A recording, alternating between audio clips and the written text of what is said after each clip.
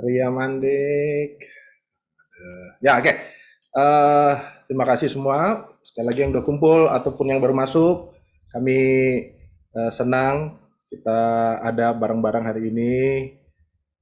Semua karena kebaikan Tuhan ya. Nah, hari ini secara spesial menurut saya, secara istimewa karena kita cukup lama udah nggak ketemuan. Bukan karena hal-hal yang lain, tapi memang karena memang ada hal lain. Ya, ada hal-hal yang sedang kita prioritaskan dalam pembentukan apa yang kita sedang terus bangun ya. Dan kita percaya bahwa ke depan ini yang kita mau tuju adalah kesehatan setiap kita, kedewasaan setiap kita. Maksudnya sehat itu adalah terus tumbuh dewasa. Dan kedewasaan setiap kita untuk terus terarah kepada nilai-nilai Injil ya, terhadap nilai-nilai gospel. Seperti yang tadi yang kita bahas di awal, buat teman-teman yang baru masuk, kita membahas bagaimana banyak hal sederhana yang kita pikir kita bisa ya, yang kita pikir kita lakukan setiap hari, sederhana. Tapi kalau kita sudah eh, melihat teman-teman yang lain ngerjain, mungkin ada banyak hal yang ternyata kita nggak ngerti ya.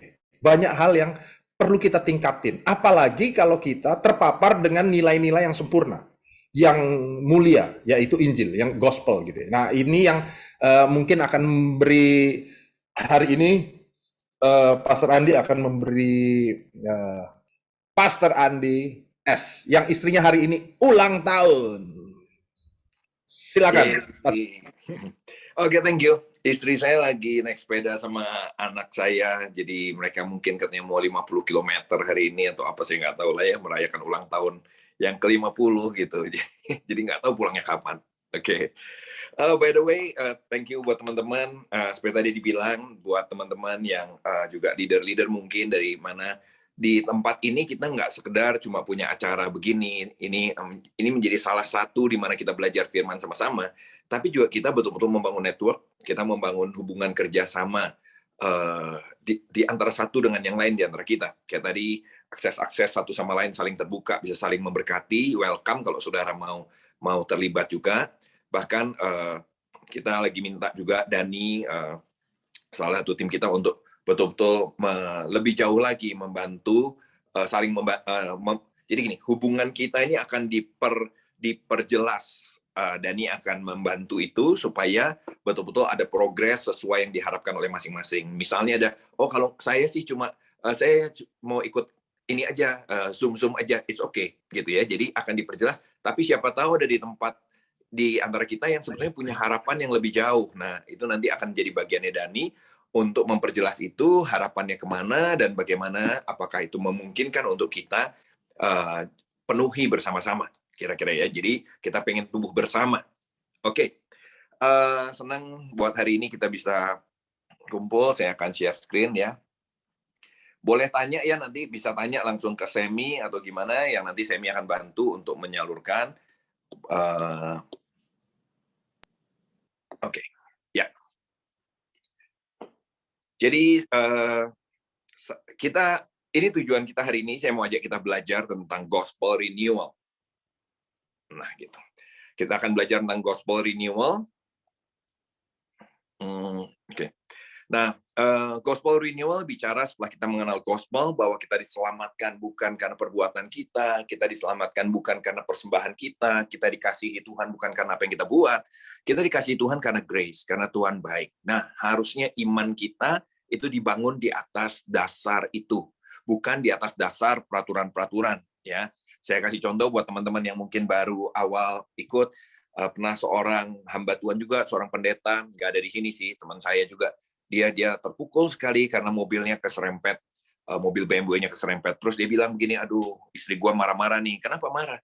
Karena istri gue bilang, kenapa sih lu udah dibilang perpuluhan, jangan ditahan-tahan, lu tahan seminggu jadi aja mobil kita keserempet. Di situ membuat saya kaget, dan saya melihat, kok begitu ya Tuhan yang dia kenal. Sejauh itu ya perbedaannya. Terus saya bilang, bagaimana kalau sampai persembahan kamu telat 2 minggu? Kalau 1 minggu aja udah keserempet, kalau 2 minggu gimana? Kalau 1 bulan gimana? Kalau 2 bulan gimana? Mungkin kamu mati dong, kira-kira begitu.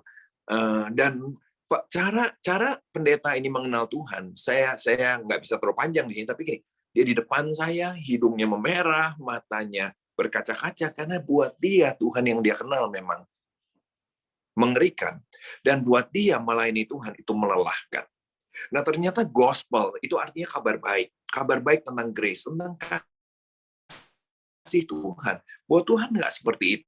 Nah, itu yang kita belajar, dan iman kita dibangun di atas gospel itu, di atas kasih Tuhan itu, dan tentunya waktu kita mengalami grace, bukan menjadi hidup kita seenaknya. Waktu kita terus setiap hari berikan Tuhan, maka repentance, pertobatan, itu akan selalu menjadi bagian dari kehidupan kita. Orang yang mengalami grace, semakin banyak kita mengalami grace, semakin banyak kita mengalami grace, maka kita akan semakin peka dengan dosa. Kayak tadi, Semi, dipuji worship-nya, by the way, Ria, thank you ya, menikmati, bagus. Tapi kalau Ria nggak mencuri kemuliaan, kalau Semi tadi langsung mencuri kemuliaan. Tapi dia langsung peka juga, aduh, tadi saya begitu. Ada pertobatan. Jadi, semakin kita menikmati kebaikan Tuhan, kita akan semakin peka dengan dosa. Bukan ketakutan yang memenuhi hati kita, tapi keindahan dari pengampunan, keindahan dari kasih Tuhan. Itu yang membuat kita selalu menikmati pertobatan, selalu kita ingin bertobat. Karena kita juga ingin menyenangkan Tuhan. Saya akan renewal ini di sini. Simple. Value CLCC, izin saya, salah satu value CLCC itu adalah fleksibel. Nah, kenapa? Apa maksudnya fleksibel? Fleksibel artinya gini, contextualizing the gospel to the people. Itu maksudnya value fleksibel. Mungkin ada beberapa yang pakai katanya kata ini. Saudara, kalau saudara protes, saya harap saudara merenungkan lebih jauh, ya. Jadi lebih ingat, kira-kira begitu, ya. Contextualizing the gospel to the people, membuat gospel menjadi terhubung dengan the people, orang-orang yang Tuhan mau kita layani. Itu yang kita mau belajar, ya. Membangun jembatan penghubung antara Tuhan dan manusia. Saya mau ajak kita lihat dari Kisah Rasul 17 ayat 16 sampai 34. Oke. Sementara Paulus menantikan mereka di Athena, sangat sedih hatinya karena dia melihat bahwa kota itu penuh dengan patung-patung berhala. Karena itu di rumah ibadat dia bertukar pikiran dengan orang-orang Yahudi dan orang-orang yang takut akan Allah. Dan di pasar setiap hari dengan orang-orang yang dijumpai di situ. Lihat ini, pelayanannya Paulus begitu tuh. Dia pergi ke pasar, dia ketemu orang-orang Yahudi, dia pergi ke rumah ibadat orang Yahudi juga untuk dia bertukar pikiran.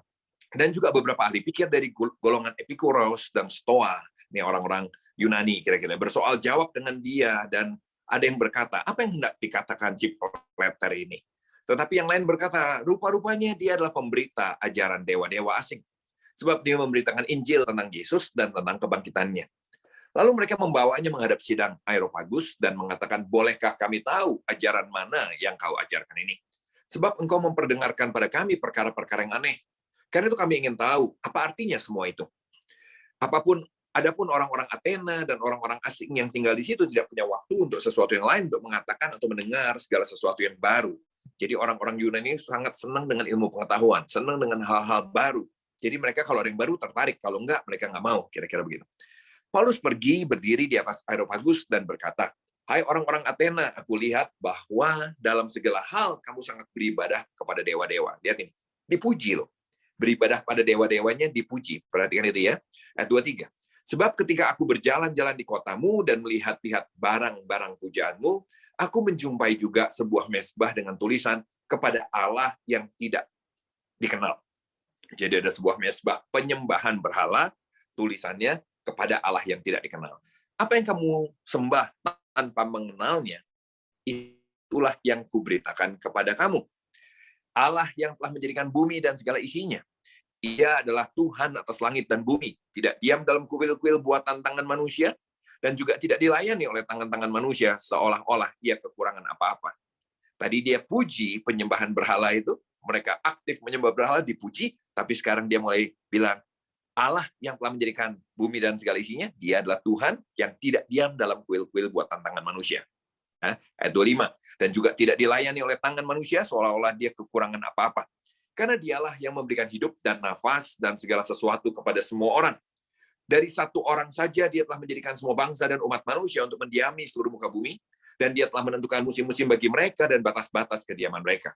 Supaya mereka mencari dia dan mudah-mudahan menjamah dan menemukan dia, walaupun dia tidak jauh dari kita masing-masing.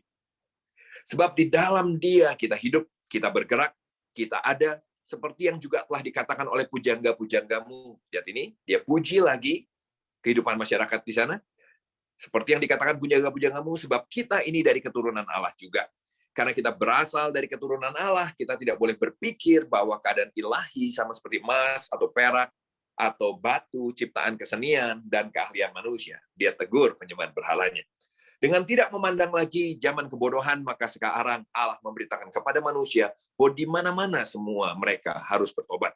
Karena dia telah menetapkan suatu hari pada waktu mana ia dengan adil akan menghakimi dunia, dan oleh seorang yang telah ditentukannya, sesudah ia memberitakan kepada semua orang sesuatu bukti tentang hal itu dengan membangkitkan dia dari antara orang mati.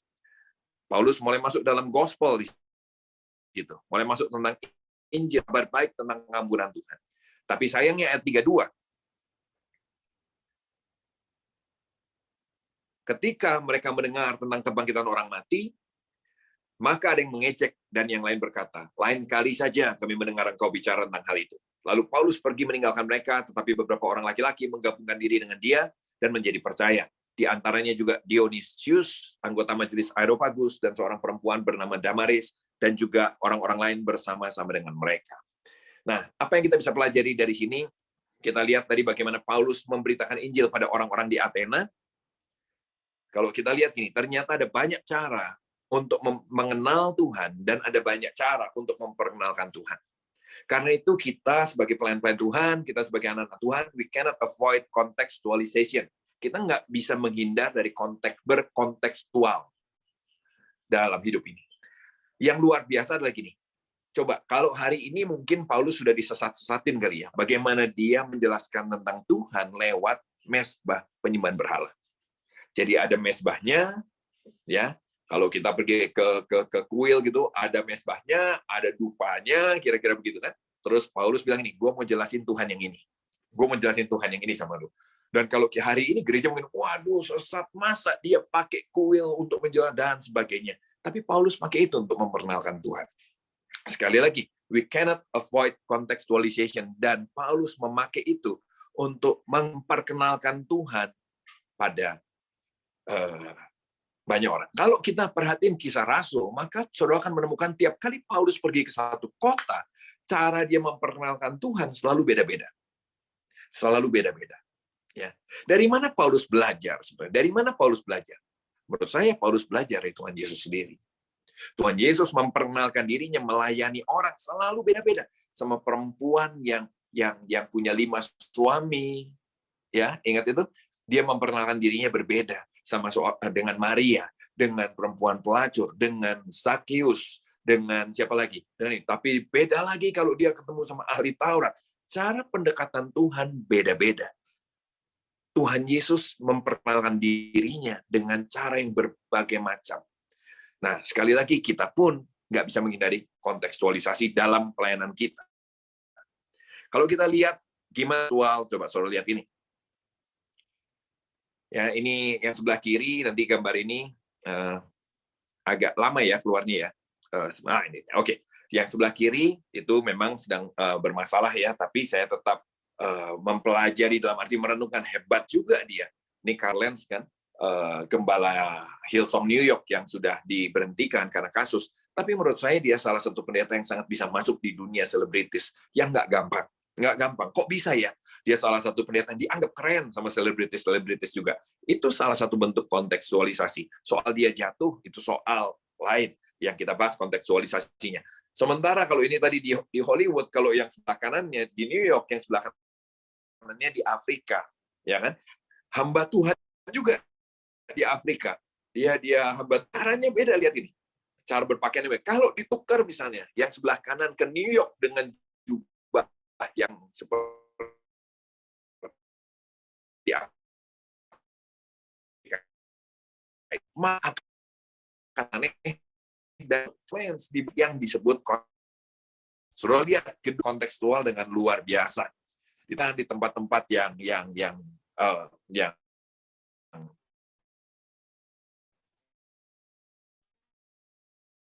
mungkin hikmat nih. Nah, itu dia ya. Sam, apakah saya oke Boleh tolong diulang dari yang baju? Soalnya agak lambat di ininya. Ya, putus-putus. Boleh tolong diulang dari baju yang Afrika? Betul. Afrika. Oke, ya. Thank ya. you. Charger ya. Oke, kalau enggak saya pakai suara yang di sini aja kali ya. Sebentar. Telepon kali ya.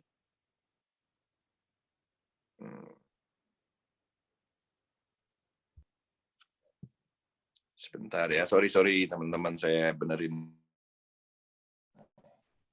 Sangat bisa dimengerti. Iya, minta maaf. Sudah dimaafkan. Kok wajah saya, Pak? Oke. Apakah sudah lebih?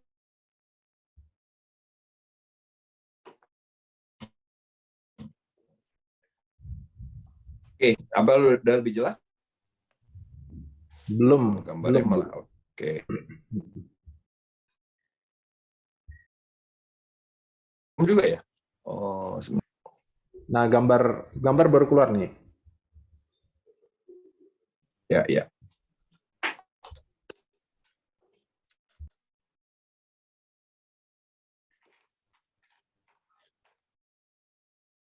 Oke. Kalau putus-putus di slide aja, Sam, dikasih tahu. Ya. Tadi mau nyela tapi Mas Randi lagi semangat, jadi nanti takut tersinggung. Oh ya, suka tersinggung sih, tapi nggak apa-apa. Untung bertobat lagi. Oke. Oke ya, jadi ini kalau kita lihat sebelah kiri, Carl Lentz, hamba Tuhan, gembala New York Hillsong yang memang sudah diberhentikan karena ada kasus. Yang sebelah kanan hamba Tuhan di Afrika. Ini salah satu bentuk berkontekstualisasi. Carl Lentz menurut saya bahas kejatuhannya, kasusnya, karena itu soal yang lain yang kita bahas kontekstualisasinya. Menurut saya, lepas sesuatu yang nggak gampang. Seorang pendeta yang dianggap keren oleh selebritis di sana. Menurut saya itu lifestyle.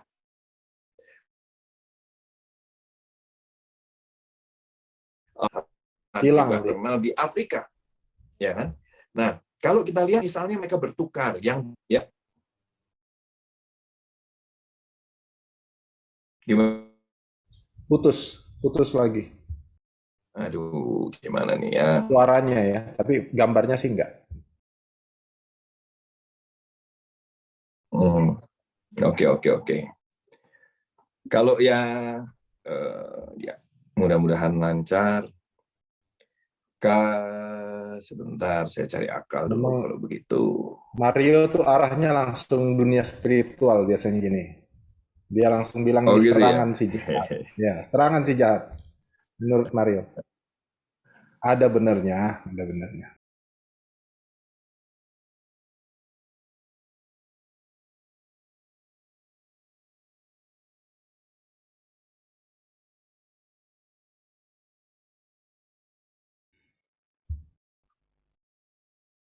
Oke, tes.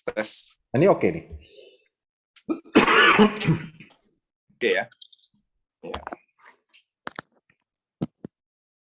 Iya, oke. Ya, coba.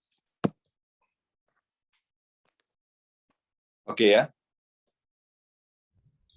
Tinggal gambar yang belum.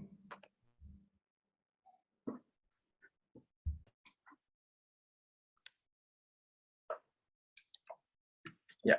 Nah, gambarnya udah. Oke. Suara oke? Ya.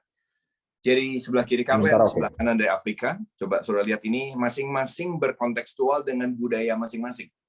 Tapi kalau bayangin kalau ditukar Carl Lentz dengan gayanya dia masuk ke Afrika, sementara yang pendeta Afrika masuk ke New York, menurut saya akan menjadi sebuah kekacauan.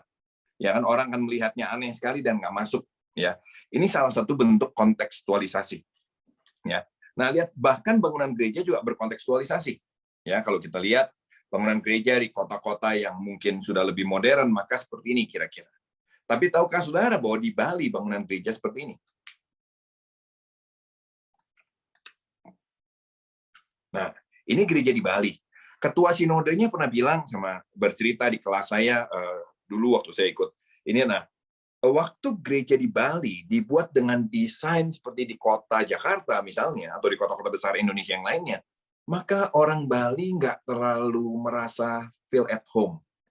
Waktu dibuat desainnya seperti ini, didesainnya seperti pura Bali, tiba-tiba orang Bali sangat merasa welcome di situ, diterima, dan juga mereka persembahan meningkat dengan luar biasa karena mereka merasa bisa memberi betul-betul kepada Tuhan karena mereka merasa di rumahnya. Kalau di bangunan gereja seperti yang modern tadi, mereka merasa nggak datang sama Tuhan. Itu dia. Kalau sudah tahu pohon Natal, itu pohon Natal pun bentuk kontekstualisasi kekristenan terhadap orang Jerman. Karena itu sebetulnya pohon Natal adalah pohon penyembahan berhalanya orang Jerman, kan. Jadi waktu mereka, kenapa makanya di bawah pohon Natal ada box-box hadiah-hadiah, dus-dus gitu, karena itu biasanya orang Jerman zaman dulu, bangsa Viking, memberikan persembahannya kepada dewanya di bawah pohon cemara, karena itu pohon pinus, pohon yang paling tinggi, dianggap tangga ke surga. Nah, gereja hari ini seperti itu. Nah, saudara lihat ini. Ini apa coba? Ternyata ini gereja loh, saudara. Ini gereja, tapi dibuat dengan nuansa Chinese. Ya, kontekstualisasi. Nah, saudara, yang saya mau ajak kita belajar adalah kontekstualisasi adalah satu kunci untuk pelayanan saudara dan saya bisa menjadi efektif. Hari-hari ini, dimanapun kita ada, dimanapun kita dipanggil menjadi jembatan penghubung antara Tuhan dengan sesama kita, dengan orang kota di mana Tuhan panggil kita. Untuk itu, kita penting untuk mengerti bagaimana berkontekstualisasi. Pelayanan kita tidak akan berbuah kalau kita fail to adapt to the culture, atau kita juga fail to challenge the culture. Waktu kita nggak bisa mengerti culture di mana kita ada, atau kita juga nggak bisa mengenali masalah di mana culture itu ada. Ya, makanya kalau pelayanan kita mau berbuah, kita harus berkontekstualisasi dengan benar. Suruh lihat ini, kalau jembatan palsu itu apa? Pernah nggak suruh naik jembatan, taunya ujungnya belum selesai, ujungnya nggak nyambung ke ujung yang satunya. Maka itu disebut kita tertipu, kan? Bisa dibilang itu jembatan palsu. Kenapa? Mungkin dia from nowhere atau to nowhere. Itu jembatan palsu. Begitu juga pelayanan kita bisa dianggap jadi pelayanan palsu kalau pelayanan kita tidak menghubungkan kemana-mana. From nowhere to nowhere. Apakah yakin pelayanan saudara dan saya adalah pelayanan yang betul-betul berasal dari Tuhan? Membawa pesan yang dari Tuhan. Gospel yang kita bicara itu. Ya, atau kadang-kadang pesan-pesannya adalah pesan-pesan yang nggak beda jauh sama pesan-pesan di Gunung Kawi, kan? Ada survei yang mensurvei orang-orang di gereja, ternyata orang-orang di gereja tujuan semua beribadahnya semua sama persis seperti orang yang disurvei di Gunung Kawi. Semua cari penglaris, semua cari jodoh, ya semua cari kesembuhan. Ya kita semua mau itu, tapi tujuannya cuma itu sama, dan waktu dites di Gunung Kawi, orang di Gunung Kawi pun tujuannya sama. Jadi dari mana ini? Apakah betul ini dari Tuhan? Atau dari mana pelayanan kita ini asalnya dari mana? Value apa yang kita bawa? Pesan siapa yang kita bawa? Terus kemana? Kepada siapa? To nowhere. Ada banyak gereja, ada banyak pelayanan, nggak tahu dia mau melayani orang yang tipe seperti apa, jenis yang mana, ya kan? Sehingga kita nggak tahu siapa sih sebenarnya yang kita tuju. Kita tiru abis, misalnya gini, sekarang gereja-gereja sebenarnya kalau kita bilang kan gereja di Indonesia, sebenarnya gereja-gereja yang pengaruhnya dari Barat. Kita tiru abis gaya di Hillsong mungkin, kita tiru abis gaya-gaya gereja di Barat mungkin, cara khotbahnya, cara berpakaiannya, musiknya, tanpa kita mengerti apakah jemaat yang kita layani itu bisa menangkap apa enggak. Nah, harusnya jembatan itu pelayanan kita tuh menjadi jembatan dari Tuhan kepada kota di mana Tuhan tempatkan kita. Saya mau ajak setiap kita melayani lebih jauh lagi dari Tuhan betul-betul kita belajar merenungkan dari Tuhan dan kepada kota di mana Tuhan tempatkan kita. Saya ambil beberapa contoh foto dari network kita ya, yang terjun di tengah-tengah masyarakat di kota di mana kita ditempatkan. Contohnya ini komunitas yang melayani, komunitas cell group yang melayani di CLCC yang melayani Rusunami. Rusunami di mana Rusunami ini menjadi tempat di mana masyarakat yang mungkin dianggap kebetulan kurang beruntung, mereka ditampung di sana selama 5 tahun, dikasih hampir sangat gratis, hampir gratis. Tujuannya mereka bisa nabung untuk mereka bisa membeli rumah sederhana atau rusun sederhana berikutnya. Dan pemerintah sebetulnya tujuannya bagus sekali, dan di situ harusnya ada program pembekalan, program training untuk masyarakat ini. Tapi sayangnya seringkali dalam pelaksanaan, dananya kan hilang di tengah jalan, saudara. Waktu dananya hilang tengah jalan, mereka cuma ditampung dan tidak ada pembekalan, tidak ada training. Maka kita bersepakat untuk coba mengadopsi wilayah ini, tempat ini, dan kita terjun ke sana untuk bersama-sama coba membangun hubungan sama mereka. Karena tiap gelombang 5 tahun tadi ya, kita coba membangun hubungan, kita coba berbagi kasih, kita coba masuk dalam hidup mereka lebih jauh lagi. Salah satu yang dilakukan adalah dengan cara kemarin ini melakukan, kita coba mengenali kepada siapa kita mau bawa pesan ini. Oh, pada masyarakat ini. Nah, apa yang mereka butuhkan? Nah, kita mulai mengenali bahwa mereka butuh pendidikan antara bagaimana membesarkan anak. Dan waktu diajar bagaimana membesarkan anak, yang datang luar biasa banyak sekali. Nah, kalau ini pelayanan kontekstual, kalau saudara lihat antusias mereka angkat tangan, di sini kalau saudara saya nggak pernah hadir di situ, kenapa? Sebab di sini mereka nggak lagi bicara soal kepercayaan yang lain. Mereka sedang membahas tentang iman mereka sendiri, teman saudara-saudara sepupu kita. Dan disinilah mereka belajar mengenal Isa, mengenal Yesus dari sisi mereka sendiri. Ya, ada yang angkatan, mereka betul-betul belajar dari sisi mereka. Sehingga saya merasa gini, kalau saya memaksakan diri untuk datang, maka mereka akan malah kacau, mereka akan bertanya-tanya. Tapi biar salah satu rekan kita yang turun di situ, membimbing mereka, membawa mereka mengenal Tuhan lebih lagi. Nah, ini kalau yang ini apa? Ini anak perempuan yang sebelah kiri, itu anak perempuan namanya Sisil. Dia terbeban untuk menjangkau anak-anak perempuan yang lain, dan dia punya talent apa? Lewat olahraga. Jadi dia mencari orang-orang yang bisa punya hobi yang sama, dan dia masuk lewat sana. Ya, dia melayani mereka, dan mereka jadi juara 2 nasional dan sebagainya. Saya kasih contoh beberapa pelayanan kontekstual yang coba dibangun oleh jemaat. Apakah semudah itu terus masuk pada gospel? Enggak semudah itu. Yang sudah bisa masuk pada gospel, pelayanan olahraga ini, ya kan, kontekstual. Kalau ini masih dalam proses pendekatan. Kalau yang ini, sekali lagi, kalau yang ini kita sudah, kalau yang ini juga sudah, dan buahnya luar biasa. Nah, kalau kita mau berkontekstualisasi, prinsip dalam berkontekstualisasi itu gini. Yang pertama, tidak ada satu cara yang paling benar untuk beribadah kepada Tuhan. Itu dulu. Nggak ada satu cara yang paling benar untuk beribadah pada Tuhan.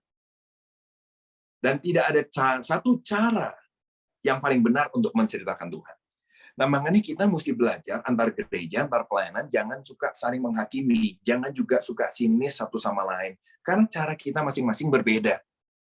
Saya ingat sekali, satu kali ada gereja Reform, CLC namanya, di Jakarta, yang memulai kebaktiannya dengan tarian LGBT.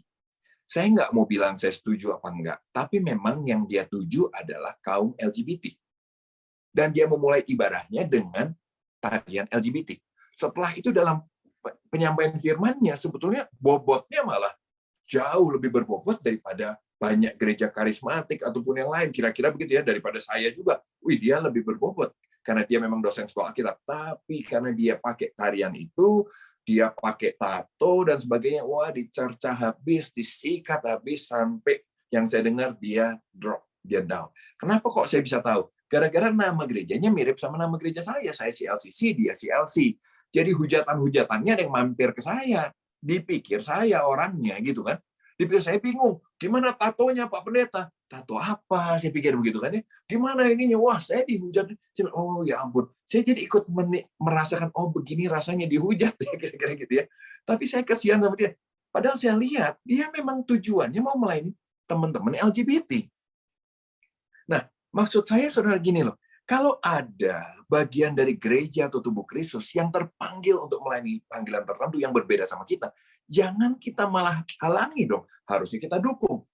Berhasil atau enggaknya itu perjuangan dia. Justru itu tidak mudah. Kita perlu dukung dia. Betul nggak? Perlu dukung. Kenapa? Berani loh dia masuk. Saya nggak bisa, saudara, pakai tarian-tarian gitu. Walaupun saya ceritanya katanya lebih modern, katanya gereja anak muda. Tapi kalau saya nggak berani ke sana. Kenapa? Panggilan saya nggak ke sana. Panggilan saya nggak spesifik untuk teman-teman LGBT. Kenapa ya? Tapi waktu ada rekan yang terpanggil ke sana, aduh, kalau saya sangat happy kalau ada gereja yang dipanggil ke sana. Ya, begitu juga ada banyak hal yang lain. Nah, jadi tidak ada satu cara paling benar untuk beribadah pada Tuhan, tidak ada satu cara paling benar untuk menceritakan Tuhan. Prinsip yang kedua adalah begini, tapi tetap hanya ada satu Tuhan dan satu gospel yang sejati, yaitu yang kita kenal di dalam nama Tuhan Yesus. Ya, nah kita akan gagal berkontekstualisasi.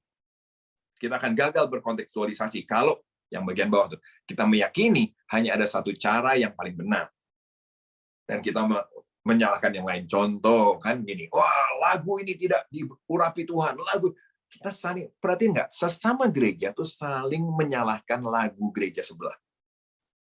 Yang senang klasik bilang klasik lah musik dari surga, ya kan?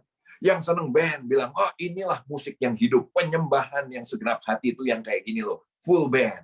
Wah kita saling menyerang. Padahal sebetulnya yang beda apa sih? Yang beda tuh selera kita. Selera kita lah yang berbeda. Selera jemaat kita lah yang berbeda satu sama lain. Ada jemaat yang memang kelompok jemaat yang senangnya klasik. Biarkan mereka menyembah dengan klasik. Ada yang menyembah dengan full band. Biarkan mereka menyembah dengan full band. Itu yang tadi saya bilang, kalau saya boleh bilang, yang ini nih gambarnya. Ya kan? Jangan ditukar.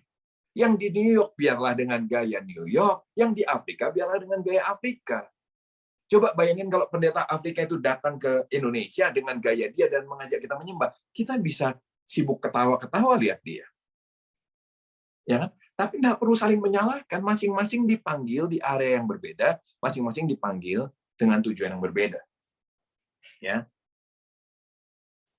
Gagal kontekstualisasi kalau yang kedua, prinsip kedua kita langgar. Kita menganggap tidak ada Tuhan. Ada yang bilang tidak ada Tuhan. Atau bahkan semua Tuhan sama, semua agama sama. Kalau menurut saya tidak. Saya tidak setuju dengan semua agama sama. Tuhannya sama. Enggak, berbeda. Setuju ya? Hanya ada satu Tuhan pencipta alam semesta, saya setuju. Tapi apakah semua agama menyembah ke sana? Belum tentu. Ya. Nah, kita akan gagal berkontekstualisasi waktu kita menjadi sama dengan budaya di mana seharusnya kita berani menyatakan itu salah. Setuju ya?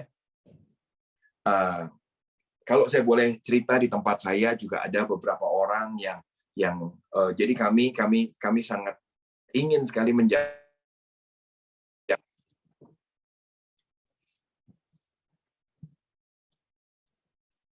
Sorry putus. Dek putus lagi.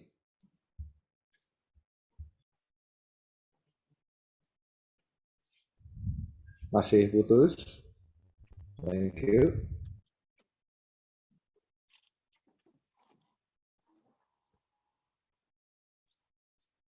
Bahkan hilang menurut Pak Timi. Nah, muncul lagi. Coba diulang dari ini tadi, di slide ini betul. Gagal kontekstualisasi. Udah oke lagi. Oke. Jadi menjadi sama dengan budaya yang seharusnya kita menyatakan salah. Contoh di tempat kami, ya tadi kan, saya sangat waktu membangun CLCC, saya sangat terinspirasi dengan gaya hidup Tuhan Yesus, di mana dia orang yang kudus, Tuhan manusia yang kudus ya, Tuhan yang menjadi manusia. Ya, dia pribadi yang kudus, pribadi yang luar biasa, tapi juga pribadi yang bisa bergaul bahkan dengan orang berdosa. Orang berdosa, Alkitab bilang tiap-tiap malam datang berkumpul sama Tuhan Yesus, hang out. Jadi Tuhan Yesus tuh kalau malam nggak cuma doa malam, tapi juga Tuhan Yesus adalah hang out dengan orang-orang berdosa. Ada satu masa dalam perjalanan saya di mana orang yang belum kenal Tuhan kayaknya malas dekat-dekat saya. Mana saya penasaran sekali dengan gaya hidup Tuhan Yesus. Dan waktu kita bangun CLCC, kita bangun value dan kita lihat orang-orang berdosa, orang-orang yang masih belum dalam Tuhan, itu sangat merasa merasa bisa datang ke gereja ini, menikmati bergereja, oh itu kita senang sekali. Tapi di situ tentunya di dalamnya juga kita melihat nanti bahwa ada hal-hal yang salah di sana. Contoh ada yang bisnisnya masih bisnis yang sangat-sangat salah, ada yang apa. Tidak semua saya bisa punya kesempatan langsung menegur. Sometimes lewat khotbah ya, tapi juga saya lebih menekankan pada Tuhan, pribadi Tuhannya daripada saya ngurusin masing-masing. Tapi suatu kali saya bicara sama satu orang yang pekerjaannya betul-betul mungkin saya nggak bisa cerita, tapi saya tanya sama dia, nggak capek ya kerja kayak begini? Lalu dia bilang, capek banget sih, capek banget. Terus saya bilang, kenapa kok nggak mau cari pekerjaan lain? Dan dia bilang ini, Pak Andi, kalau ada bisnis lain yang untungnya 50% aja, setengahnya aja dari bisnis ini, saya tinggalin. Terus saya di situ bilang bahwa saya rasa Tuhan nggak akan pernah kasih bisnis yang untungnya 50% dari bisnis yang kamu sedang kerjain sekarang. Nggak akan pernah dikasih mungkin, karena Tuhan mau ajar kamu untuk memilih antara Tuhan atau Mammon. Ya. Sampai hari ini orang ini masih bekerja mengerjakan bisnis itu, tapi saya lihat perubahan pelan-pelan terjadi dalam hidup dia. Bertahun-tahun memang, tapi saya lihat perubahan ada. Ya, tapi satu sisi juga kita nggak boleh menjadi sama dengan budaya yang harusnya kita ingatkan. Yang kedua, kita akan gagal berkontekstualisasi waktu kita mengkompromikan kebenaran firman Tuhan demi penerimaan. Yang ketiga, kita gagal berkontekstualisasi kalau kita lakukan semuanya sesuai selera kita, bukan sesuai selera orang yang kita layani. Perhatian baik, pelayanan kita, ibadah kita sesuaikan dengan selera kita atau selera orang yang kita layani. Coba direnungkan baik-baik. Menjadi sama dengan dunia. Coba kita lihat gambar ini sebentar. Ini gambar di Bali. Teman saya di Bali, suatu kali saya naik mobil sama teman saya di Bali, ada bule naik motornya, ngaco gitu. Saya sampai kaget. Terus saya bilang, bule ini kok ngaco ya naik motornya. Terus teman saya yang di Bali bilang, orang bule itu perlu waktu 1 minggu aja. 1 minggu pertama dia nyampe di Bali, dia sangat teratur. Seperti orang bule pada umumnya naik kendaraan. Sangat teratur. Setelah 1 minggu, dia lebih gila dari orang Indonesia, kata teman saya. Menjadi sama, tanpa sadar menjadi sama. Nah, banyak kali kita pelayan-pelayan Tuhan, banyak kali kita gereja juga menjadi sama dengan dunia yang harusnya kita layani. Sehingga orang dunia nggak melihat ada perbedaan dalam gaya hidup kita. Nggak ada perbedaan dalam cara bicara kita. Nggak ada perbedaan dalam value hidup kita. Tapi di satu sisi juga ada yang seperti ini. Saya nggak jelasin ya, tapi ini orang-orang Yahudi, lukisan tentang orang Yahudi yang dibuang ke Babel, dan mereka meratapi terus, mereka nggak mau menyampur dengan orang Babel, mereka meratap di pinggir sungai Babilonia. Ini ada ayatnya, Mazmur 137. Mereka merasa lebih kudus dari orang Babel, mereka merasa lebih baik dari orang Babel, dan mereka nggak mau bergaul dengan orang Babel. Mereka meratapi nasib, menunggu kapan Tuhan datang untuk membebaskan mereka dari Babel. Sama seperti gereja hari-hari ini, sibuk meratap, menunggu kapan Tuhan datang. Ayo Tuhan, bebaskan Tuhan, binasakan dunia ini atau hakimi dunia ini. Kita seperti orang ini yang akhirnya apa? Kita lupa bahwa kita ada untuk menjadi jembatan kepada masyarakat di sekitar kita. Ada lagi yang pelayanan, tapi pelayanannya seperti turis, sibuk foto-foto, sibuk menikmati, enggak betul-betul punya hati. Ya, saya suatu kali kok bisa saya buat ini, suatu kali ada satu orang yang perusahaannya bikin acara panti asuhan, dipanggil semua gitu ya. Wah, terus dia kasih seperangkat alat tulis dan semuanya kepada anak-anak panti asuhan itu. Terus di video, di shoot, dibuat TV acara, saya nggak tahu dimasukin TV atau apa, pokoknya di shoot luar biasa. Dan saya lihat yang memberi ini mukanya sangat berseri-seri, sementara anak-anak yang diberi mukanya sangat dingin sekali. Di situ tiba-tiba Tuhan mengulik hati saya untuk saya merenungkan. Saya sering melakukan seperti itu dulu, dan Tuhan mengingatkan, kira-kira sebetulnya kenapa mereka hatinya dingin. Terus Tuhan tanya gini, kamu peduli nggak sama anak-anak ini? Besok acara ini selesai malam ini. Besok kamu masih pikirin nggak mereka kondisinya gimana? Mereka bagaimana? Yang kamu, kadang-kadang kita nggak pikir lagi anak-anak yang kita kunjungin itu. Yang penting kita sudah punya koleksi fotonya. Ada banyak pelayanan yang bangga dengan ini. Oh, kita mau beri makan 250 orang. Oke, 250 orangnya luar biasa. Tapi siapakah mereka? Siapa 250 orang itu? Waduh, nggak tahu kita. Siapa 250 orang? Yang penting kemarin 250 orang, minggu ini 150 lagi, Pak. Minggu depan 300. Kita cuma ngomong angka, angka, angka. Kenapa? Karena kita seperti turis, kita bangga dengan angkanya, kita sebetulnya tidak mengasihi mereka. Suatu kali saya tanya sama pengurus panti asuhan, saya tanya gini, kalau gereja-gereja datang ke sini, waktu itu saya dengan gereja saya datang, saya tanya gini, kalau kami gereja-gereja datang ke sini, sebenarnya kalian terbantu apa terganggu? Dan waktu itu tiba-tiba pengurus itu menangis dan bilang sebetulnya terganggu, Pak. Karena kita sudah punya program harian, dan setiap kali ada gereja datang seperti ini, program harian nggak bisa jalan. Dan bayangin kalau setiap hari ada gereja yang datang, program setiap hari nggak jalan. Anak-anak nggak bisa belajar, anak-anak terganggu, semuanya gini. Dan kita sibuk harus menyanyi di depan donatur, harus menyanyi di depan kunjungan ini, nanti berbahasa-basi depan kunjungan, ya kan? Dan anak-anak diciumin, waktu itu salah satu tim kami menciumi anak itu, ya kan? Terus kita sangat lihat anak itu lucu sekali, anak itu nyamperin kita, masih sangat kecil dia nyamperin kita, dia lihat dengan mata yang mungkin ya siapa yang akan jadi papa saya, siapa yang akan jadi mama saya gitu. Tapi saya sadar di situ Tuhan menyadarkan saya besoknya, dan anak teman saya peluk dia bilang, "Oke, nanti kita datang lagi, yuk kita pulang dengan nangis juga." Kita pulang dengan nangis juga. Tapi memang kami nggak pernah datang lagi ke sana. Dan Tuhan ingatkan saya bahwa bagaimana dengan perasaan anak tadi yang dipeluk orang, diciumin, nanti kita datang lagi ya, dia tunggu loh saudara. Awal-awal mungkin dia tunggu karena buat oh ini orang-orang yang sayang sama saya kayaknya. Orang-orang ini sayang sama saya. Tapi janji demi janji, tiap hari janji baru ada lagi, janji baru ada lagi, dan tidak pernah ada yang datang. Di situ saya lihat itu justru bahayanya anak-anak panti asuhan bisa sangat dingin dengan kasih. Kenapa? Karena tidak ada pernah kasih yang nyata. Yang ada semua cuma sibuk foto, sibuk masukin Instagram, ya kan, sibuk ini, tapi tidak pernah ada yang betul-betul memikirkan mereka. Ya. Dalam berkontekstualisasi yang benar, yuk kita belajar sedikit kontekstualisasi yang benar. Kita sebagai pelayanan kita harus belajar mempertahankan hal yang esensi, tadi kita belajar itu, tapi juga fleksibel dalam hal yang tidak esensi. Kalau saudara lihat tadi dalam pembacaan Paulus, maka kita lihat nih, setiap kali kita melayani satu kelompok orang, setiap kali kita melayani satu komunitas, atau kita masuk dalam satu daerah, maka penting sekali kita selalu menemukan yes and no. Bukan yes or no, yes and no. Paulus tadi bilang, kalian luar biasa ya beribadah sama dewa-dewa. Dipuji. Tapi dia bilang, saya mau perkenalkan Tuhan yang tidak ada di rumah ibadah buatan tangan manusia.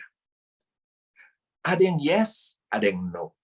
Ada yang yes dipuji soal ini, tapi dibilang no. Jadi itulah berkontekstualisasi yang benar. Bukan berarti semuanya yes, tapi juga bukan berarti semuanya no. Jangan pernah datang dalam sebuah masyarakat atau sebuah komunitas dan kita datang dengan mau menegur semuanya. Enggak. Kita harus cari apa yang yes dari mereka. Karena setiap kebudayaan, setiap kelompok orang selalu punya good and bad elements dalam hidup mereka.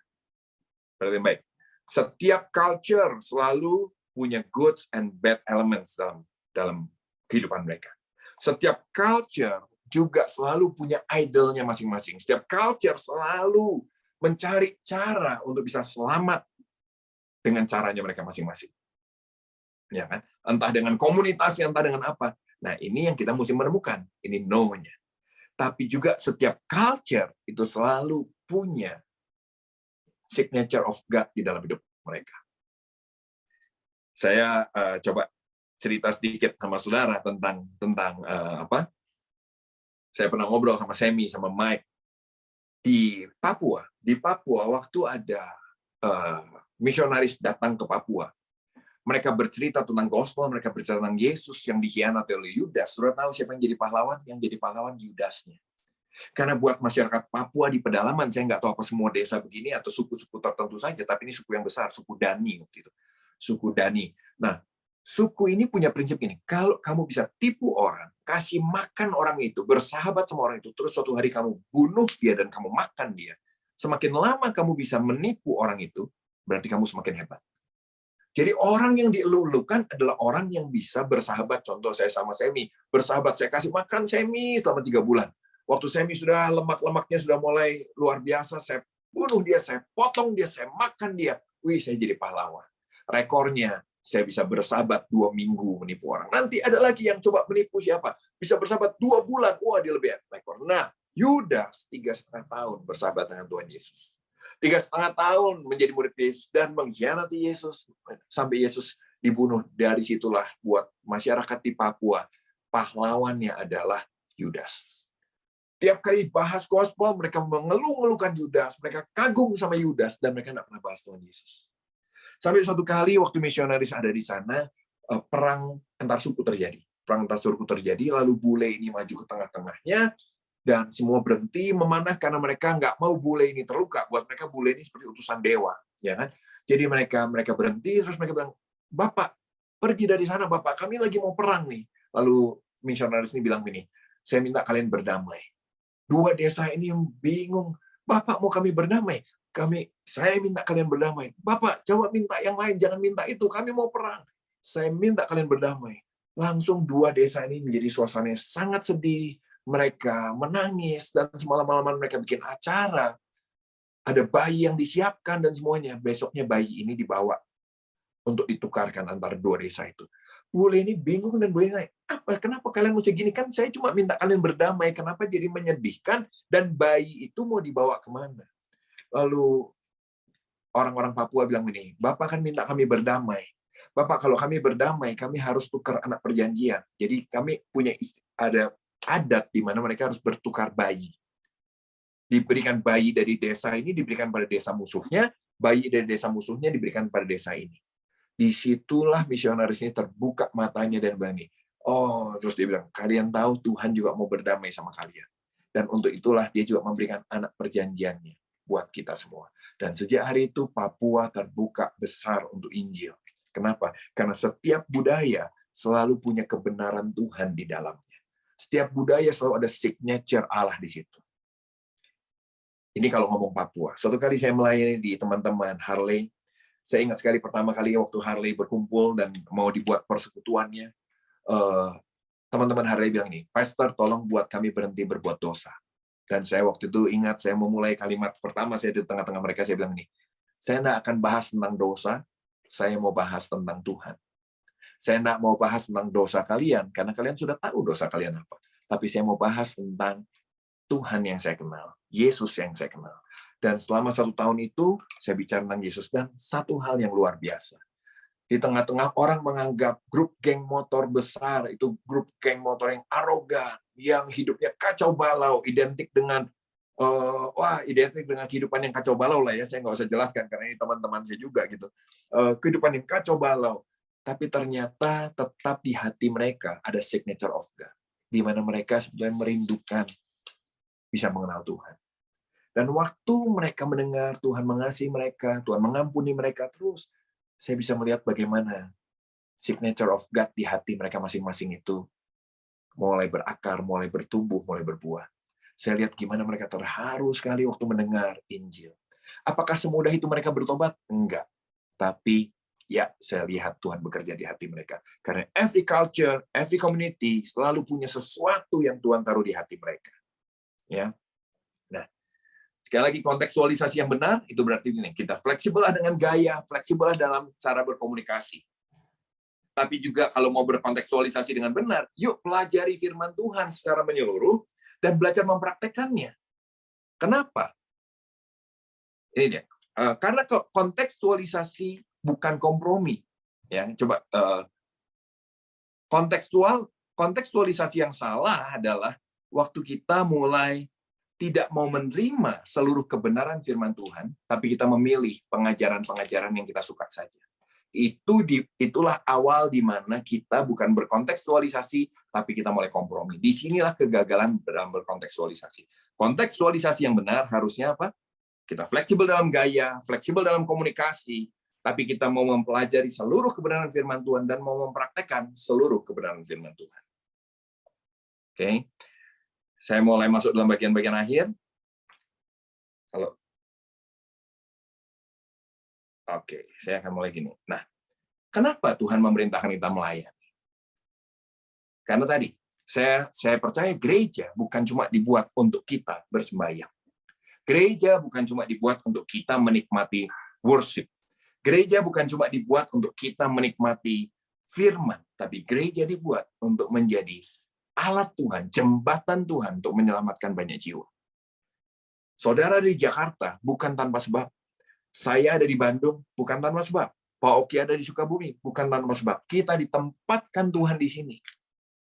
Jangan cuma bikin gereja untuk kita dan keluarga kita. Tapi kita dipanggil untuk menjadi jembatan. Nah, kenapa Tuhan memerintahkan begitu? Karena kalau kita bisa melayani, itu adalah kehormatan buat kita. Itu adalah grace. Saudara jangan pikir saudara bisa, saya mau kok melayani. Ada banyak orang janji mau melayani, nggak melayani juga kan? Betul nggak? Kenapa? Karena grace, yang nggak mendapat grace yang cukup untuk bisa dijadikan rekan sekerja Allah. Tapi sebaliknya ada orang merasa, gua nggak mau pelayanan lagi. Tapi tetap dia melayani. Kenapa? Itu grace. Kita dipilih untuk melayani Tuhan. Itu adalah sebuah kehormatan. Itu bukan karena kita milih Tuhan, tapi Tuhan yang pilih kita. Kalau saudara bisa melayani, terlibat dalam pekerjaan Bapa di surga, itu kehormatan dan itu grace buat kita. Kenapa Tuhan mau kita melayani? Supaya kita yang sudah jadi anaknya semakin mengenal kasih Tuhan, semakin mengenal kebenaran, dan belajar mempraktekkan kasih dalam hidup kita. Setuju? Ini tujuan kita melayani. Kenapa jemaat kita dipanggil melayani? Kenapa kita dipanggil melayani? Karena kita sudah jadi anaknya. Iya, tapi kan kita nggak cuma dijadikan anak untuk masuk surga. Kita dijadikan anak untuk hidup di dalam rencananya, dan semakin mengenal kasih Tuhan, semakin mengenal kebenaran, semakin belajar mempraktikkan kasih. Coba saudara lihat, bagaimana prakteknya tadi. Kalau saudara mau terjun di tengah masyarakat, saudara mau belajar terjun melayani komunitas di mana saudara dipanggil. Coba kita lihat, apa dampaknya buat kita pribadi. Yang pertama tadi, kita menjadi jembatan dari Tuhan kepada komunitas di mana Tuhan tempatkan kita. Setuju ya? Jembatannya harus begini. Nah, saya mau ajak kita PR dulu. Komunitas apa yang saudara dipanggil Tuhan? Seperti apa yang saudara dipanggil Tuhan? Jangan cuma saudara, saya nggak tahu, pokoknya hati saya mau buat gereja. Siapa yang nanti datang, ya datanglah. Saudara mesti bergumul. Kalau saudara mau pelayanan ini membuat saudara bertumbuh, kalau kita mau pelayanan kita membuat kita juga semakin bertumbuh, maka belajarlah merenungkan kepada siapa kita dipanggil. Kepada siapa kita dipanggil. Saya nggak tahu bagaimana dengan Vera. Vera kalau nggak salah, nggak tahu ya, kalau saya perhatiin kok hatinya banyak sama orang-orang yang sudah senior, misalnya gitu ya, yang sudah senior. Kepada mereka kah dipanggil? Ada juga yang dipanggil kepada siapa misalnya? Ya kan? Pada musisi, cewek misalnya. Kepada seniman, pada orang-orang seniman. Betul di situ, pertajam di situ. Ya kan? Kalau seperti CLC tadi, ya kan? Yang dihujat, kalau betul dia dipanggil untuk melayani teman-teman LGBT, itu suatu panggilan yang luar biasa. Kepada komunitas LGBT lah, mereka dipanggil Tuhan. Nah, dari sini waktu sudah tahu kepada siapa kita dipanggil, kita mulai merenungkan, apa dari Tuhan kan? Apa pesan yang Tuhan mau untuk dibawa pada mereka? Pesan seperti apa yang Tuhan mau untuk dibawa pada mereka? Sama seperti waktu saya menggumuli teman-teman HDCI tadi kan, waktu saya menggumuli gimana, apa pesan Tuhan buat mereka. Saya di situ bisa melihat bahwa kasih Tuhan begitu besar sama mereka.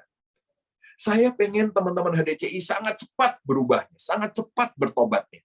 Tapi Tuhan ternyata melatih saya untuk melihat bahwa Tuhan sangat sabar sama mereka.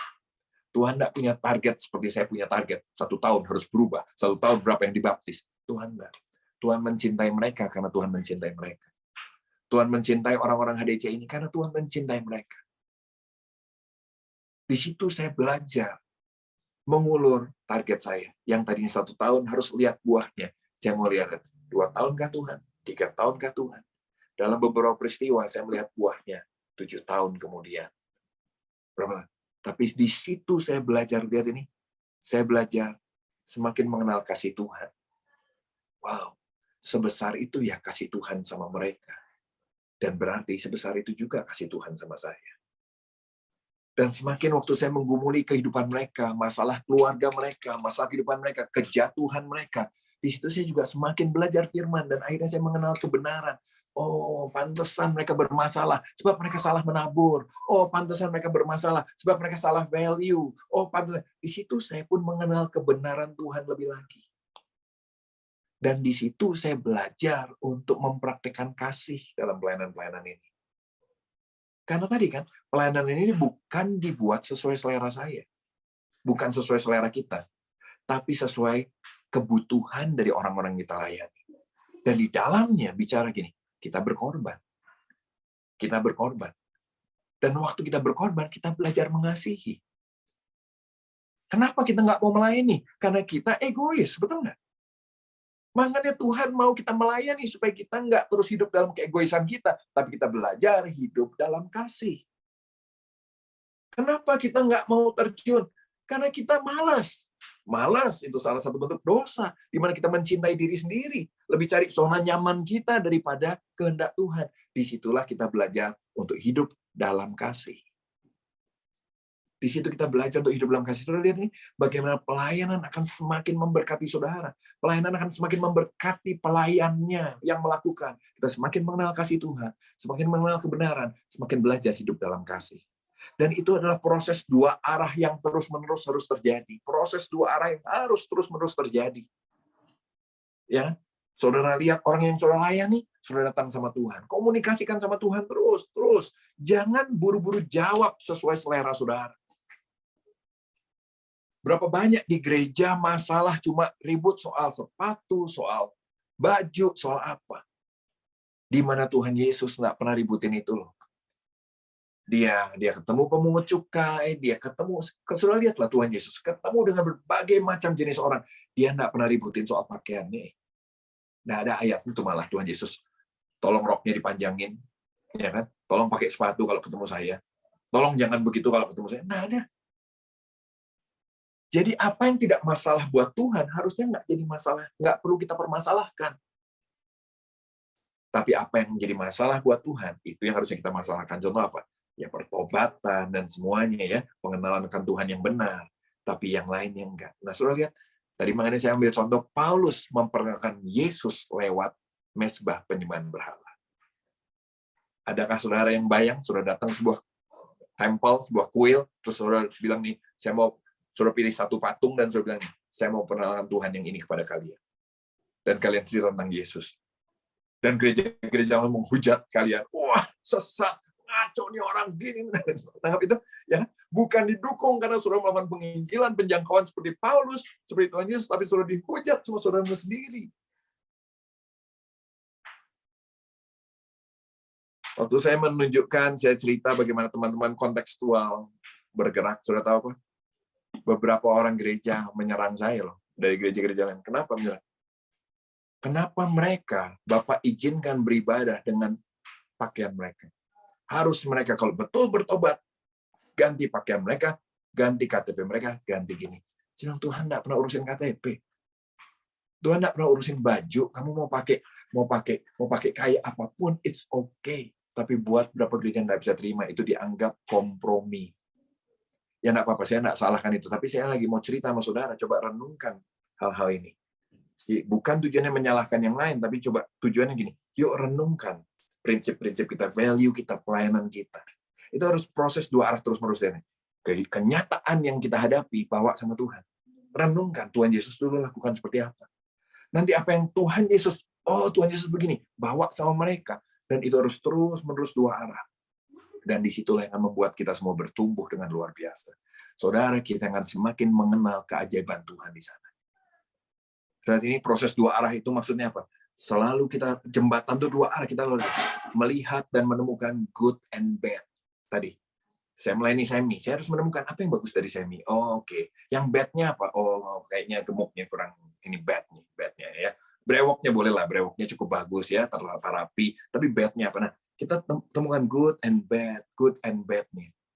Dan temukan kebenaran dan kehendak Tuhan buat semi. Apa kebenarannya? Apa kehendak Tuhan untuk orang yang kita layani? Itu proses dua arah yang harus terus-menerus dilakukan. Jangan cuma membawa kebiasaanmu saja. Jangan cuma membawa metodemu yang lama. Yang saya tahu gereja begini. Yang saya tahu begini. No. Coba temukan. Ya kan? Sekali lagi, sorry ya, saya ambil contoh yang agak-agak bikin pusing mungkin. Ya kayak tadi si Elsie. Di depannya bikin tarian LGBT. Saya juga nggak kepikir dan saya nggak berani dan saya tidak akan lakukan kayaknya. Ya, kalau suatu hari lakukan, maafkan saya. Tapi saya tidak akan melakukannya. Sampai saat ini kepikir. Tapi waktu dia memikirkan itu dan dia mencoba menjembatanin itu, saya cuma mikir, wow.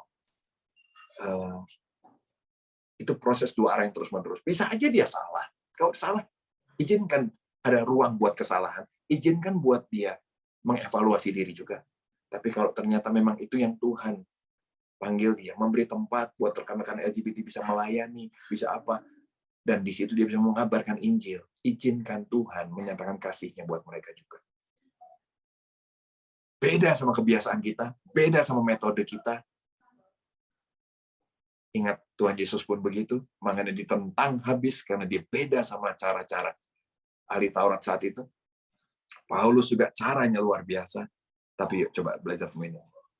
Nah, kalau saudara sudah melihat ini, menemukan itu, saudara sudah terlatih, maka saudara akan mulai terlatih juga untuk semakin bisa menemukan good and bad di dalam hidupmu sendiri, dalam hidup kita sendiri. Budaya kita, walaupun udah puluhan tahun melayani pun, saya jamin tetap ada good and bad. Tetap ada kok suka menghakimi orang, ya kan? Ya kan? Tetap ada suka begini, suka negatif, suka kompromi dalam hal tertentu. Ya mungkin saudara tidak membunuh orang, ya mungkin saudara tidak melakukan dosa A, tapi saudara melakukan dosa B. Tetap sama good and bad. Ya kan? Kita mulai belajar jujur sama diri sendiri, dan kita mulai terlatih untuk selalu membawa sama Tuhan dua arah terus, menemukan kebenaran dan kehendak Tuhan buat kita pribadi juga. Disitulah yang saya bilang ini prosesnya terjadi. Kita akan semakin menemukan grace, bukan cuma untuk pelayanan kita, tapi buat pribadi kita. Iman kita semakin dibangun secara lebih holistik lagi. Makin hari makin dewasa. Makin utuh mengenal Tuhannya, walaupun tetap kita tidak akan pernah bisa mengenal Dia dengan sempurna. Dan kita punya gaya hidup repentance, bahwa kita tahu, saya pun masih banyak dosa, saya pun ada good and bad-nya. Dan untuk bad-nya, saya mau terus bertobat, saya mau terus berubah. Disitulah kita bisa mengalami yang disebut gospel renewal. Dan itu akan jadi berkat buat banyak orang. Kira-kira gitu, Tuhan memberkati. Widih, tepuk tangan. Dahsyat. Terima kasih Pastor Andi. Soli Deo Gloria, Tuhan Yesus sayang kita semua.